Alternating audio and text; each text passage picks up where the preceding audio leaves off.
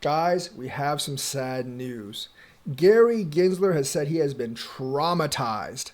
That's right, traumatized by the amount of crypto cases during his tenure at the SEC. Maybe he should have thought of that before taking all these cases up during his tenure at the SEC.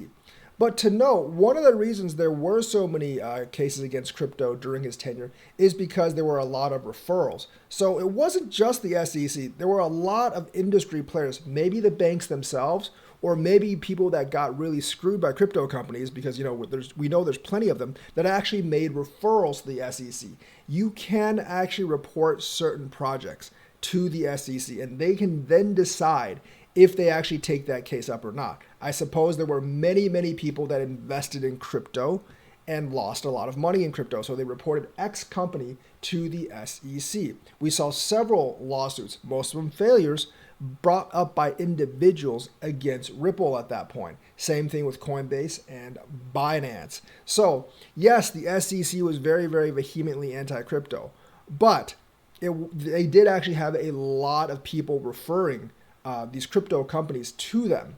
So that's basically like, they have thousands of cases that are being referred each year, and roughly 1 in 4 of those cases involved cryptocurrency. Now, that's actually a pretty big amount. So, yes, he is right in the fact that crypto is full of scammers, but he refused to see that crypto also has a lot of good projects.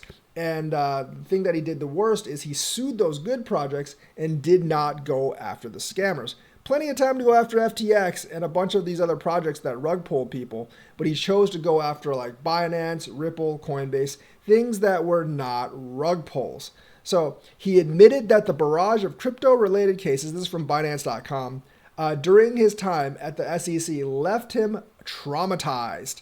And about Elon Musk's Doge, he thinks is pointless. But we're not really going to talk too much about Elon Musk's Doge.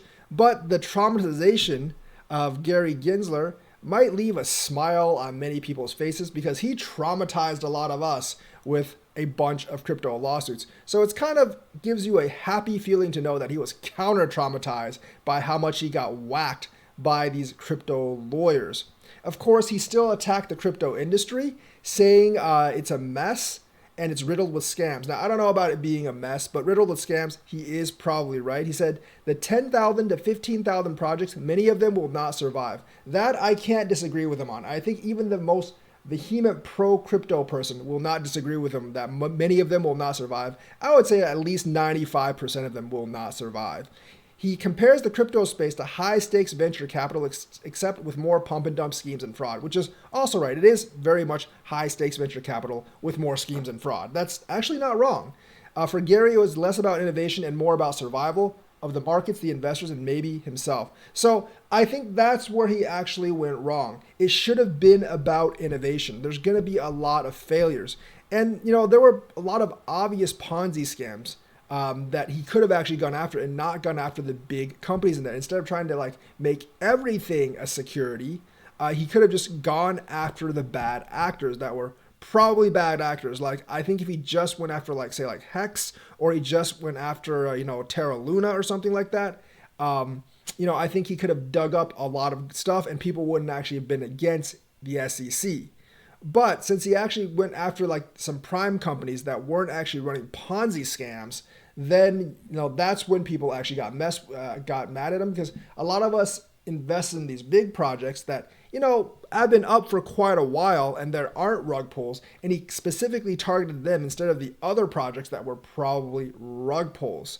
So he said, I came in and my predecessor, Jay Clayton, which was almost just as anti-crypto, had bought about 80 enforcement actions in this area. We brought about 100 in our 4 years. So he's slightly more than Jay Clayton. Jay Clayton brought 80 in the 4 years that he was in office. Gary Gensler bought about 100 in his 4 years in office. It was consistent. I've been around finance for 4 decades. Remember, he worked at Goldman Sachs for a long time.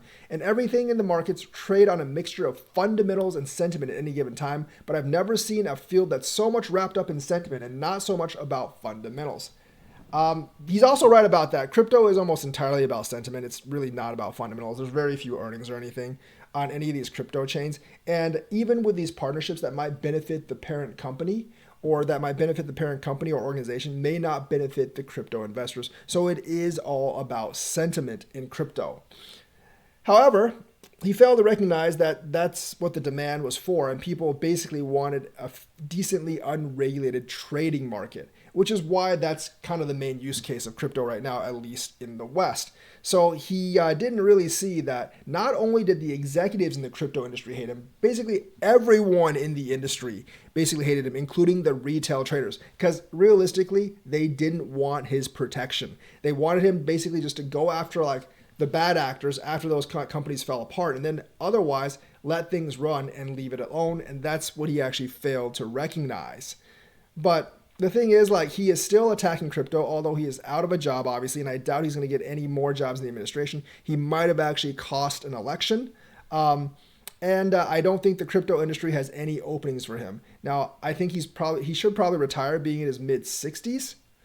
But you know, the guy who succeeds him right now, Paul Atkins, should actually be a lot better. Like I said, Gensler isn't wrong that most of the 10 to 15,000 projects won't survive. The vast majority of them won't survive. He's not wrong that it's rife with, you know, scams, because we all know it is. We talk about it every day, and you'd be fooling yourself if you said it wasn't. But he went after the wrong projects, and he refused to see where the demand was in the market in terms of crypto. And he should have been focusing on fostering innovation instead of trying to destroy the entire industry, because this was not an industry that he could tame, and he should have saw that very, very early on. So that's the news for today. Let me know what you think. Like and subscribe, hit that bell notifications button. Thank you, and have a nice day.